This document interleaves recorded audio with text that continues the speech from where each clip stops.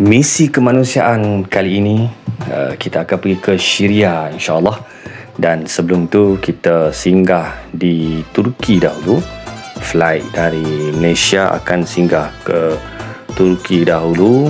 Kita melalui kawasan pegunungan yang penuh dengan salji. Kemudian apabila hampir ke lokasi di Istanbul, kita melalui pemandangan yang sangat indah, suasana malam dari atas kapal terbang.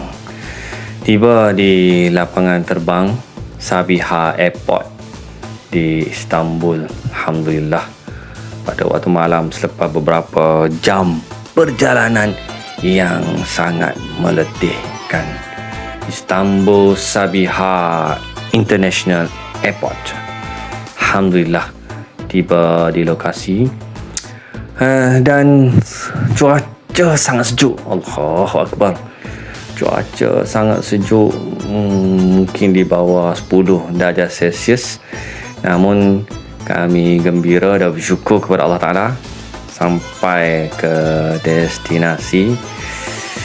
Lapar, sangat lapar. Cari makan tu, ada coaster yang menanti kami di sana dan bawa kami pergi makan, singgah di restoran Yaman. Alhamdulillah, menu yang sangat mengenyangkan dan kami terus berehat.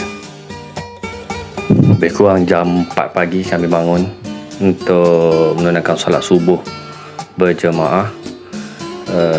Hotel ke masjid tidak jauh, alhamdulillah, hanya berjalan kaki sahaja untuk sampai ke masjid yang sangat istimewa yang akan kita solat subuh pagi ni, iaitu Masjid Hagia Sophia.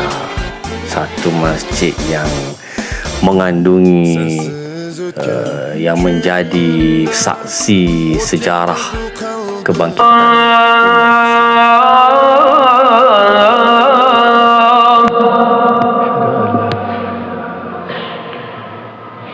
أشهد أن محمدًا رسول الله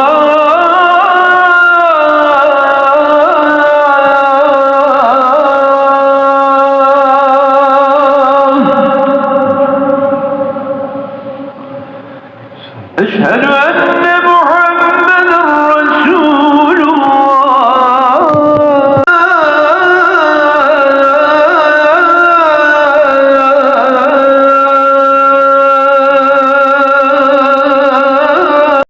Destinasi terusnya adalah Panorama 1453 Museum. Apa yang istimewanya di Museum Panorama ni? Yang bestnya, kalau kita pergi ke sini, kita akan dapat banyak maklumat tentang kejatuhan Empire Rome Byzantine ketika di tangan pemerintahan Sultan Muhammad Al-Fatih pada tahun 1453. Selama 2-3 tahun Sultan Muhammad Al-Fatih ni, beliau telah membuat persiapan untuk menakluki kota Istanbul. Sebab apa? Sebab beliau dan juga sebenarnya orang-orang sebelum daripada ni sangat terpengaruh dengan hadis Nabi SAW yang memberi motivasi, la tuftahannal Qastantaniyah wala ni'mal amiruha wala ni'mal jaish dhalikal jaish. Apa maksudnya? Nabi SAW bersabda bahawa kota Qastantaniyah akan dibuka. Sebaik-baik amir, sebaik-baik ketua adalah ketua yang membukanya, dan sebaik-baik askar adalah askar yang bersama-sama dengan ketua yang membuka kota Qastantaniyah. Kota tersebut yang dimaksudkan adalah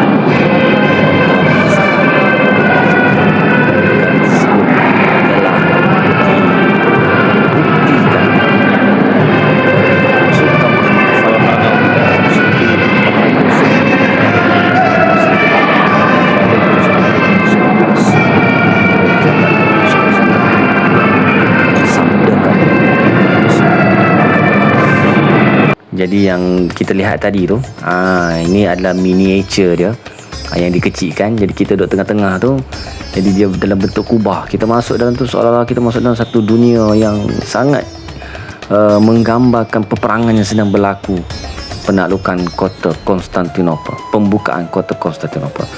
Dan di luar ni digambarkan peristiwa-peristiwa yang telah berlaku dalam bentuk lukisan.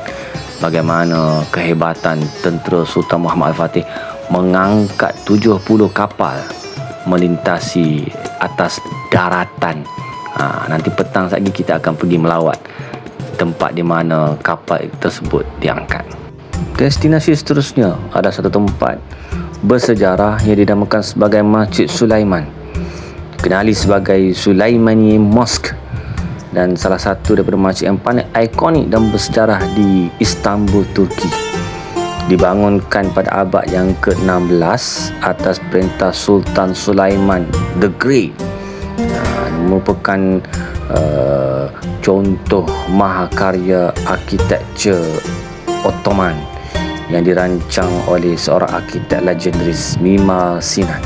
Sangat indah sekali arkitektur dan reka bentuk masjid ini, alhamdulillah. Dan dimulai pada tahun 1550, selesai pada tahun 1557. Ada banyak kubah kan. Ada satu kubah besar yang tingginya 53 meter, diameter 26 meter. Dan arkitektur ini terinspirasi oleh Hagia Sophia yang kita solat subuh pagi tadi, campur dengan Byzantine, Islam, arkitektur Islam, dan sangat cantik. Dan ianya memberikan memori indah tentang kehebatan Islam di mata dunia ketika menguasai 3 suku dunia. Islam pernah memerintah 3 suku dunia.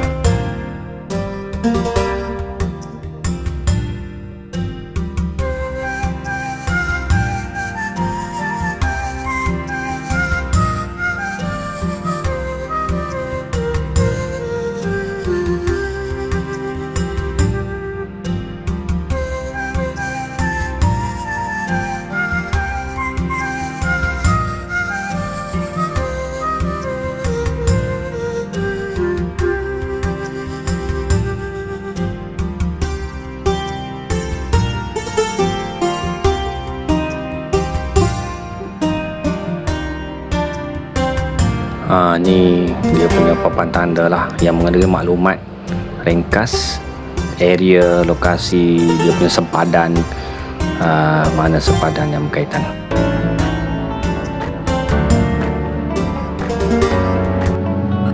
Menjelang petang, kami jalan santai-santai di Pekan Istanbul sambil window shopping, tengok-tengok keadaan sekeliling di tengah bandar, di tengah pekan kota Istanbul.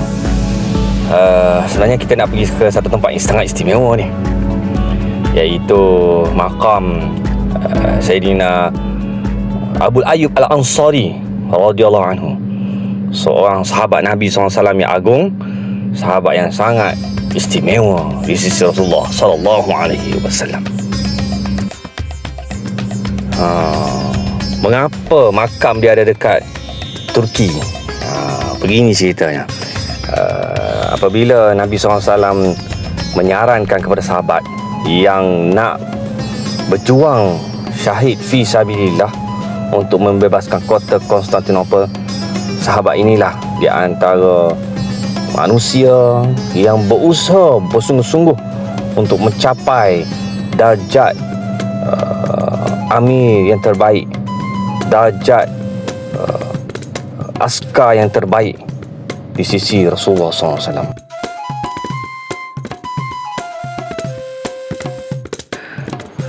Selesai ziarah makam Abu Ayyub Al-Ansari, kami jalan-jalan ke Grand Bazaar. Nak shopping pun tak shopping lah, pergi jalan-jalan tengok-tengok je. Nak beli barang mahal, tapi kami jalan-jalan tengok kedai-kedai yang mana ada belek-belek apa-apa barang yang ada. Satu tempat perniagaan, pusat perniagaan yang ada macam-macam. Nak beli cendera hati, cendera mata, boleh di sini. Next destination, Galata Bridge. Apa yang istimewanya tempat ni? Yang pertamanya, suasana zaman sekarang lah. Sekarang ni kita tengok ramai orang lepak-lepak kat sini, santai-santai petang-petang. Dan aktiviti yang paling rancak kat sini adalah aktiviti memancing. Sepanjang jambatan ni ramai kaki-kaki pancing menjatuhkan mata kailnya ke dalam sungai. Banyak ikan. Saya pun tak tahu apa nama ikan ni, tapi banyak ikan kecil-kecil. Ni penuh bakul, penuh dalam baldi masing-masing, boleh balik. Mungkin makan, aku tak tahu dia bawa masak apa. Tapi ya, suasana yang sangat seronok lah di atas jambatan ni. Apa yang menariknya tempat ini adalah inilah tempat bersejarah yang mana berlakunya peristiwa penaklukan kota Konstantinopel. Yang ni Masjid Sulaiman yang kita pergi tadi.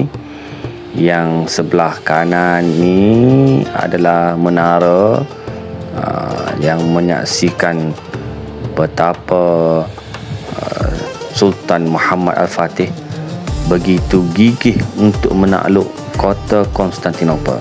Ni namanya Selat Bosphorus.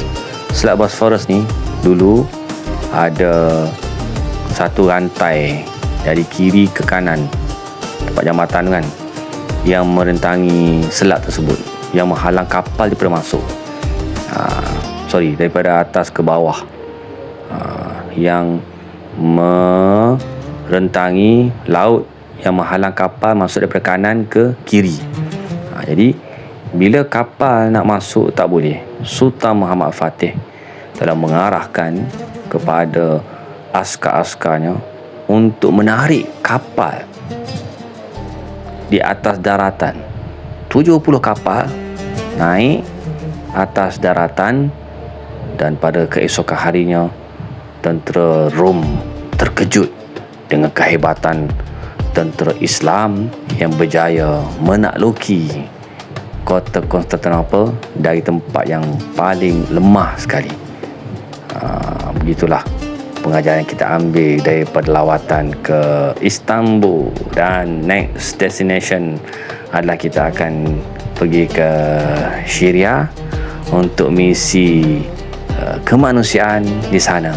InsyaAllah jumpa di Syria dalam next episode.